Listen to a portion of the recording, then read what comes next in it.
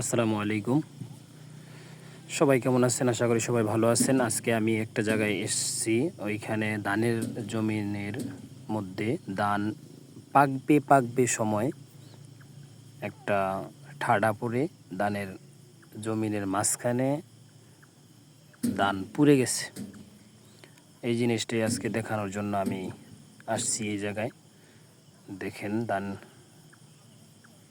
জমির ক্ষেতের মাঝখানে একটা ঠাডা পড়ে কতটা জমি নষ্ট। ওই যে লাল দেখা যাইতেছে এই জমিটাই নষ্ট হয়েছে।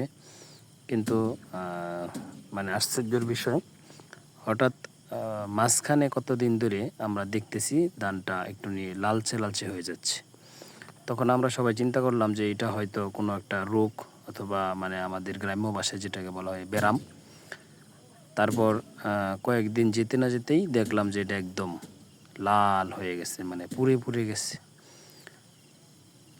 তখন যার ক্ষেত উনি বলতেছে যে এটা কী রোগ, এই রোগ তো জীবনে কোনো দিন দেখি নাই।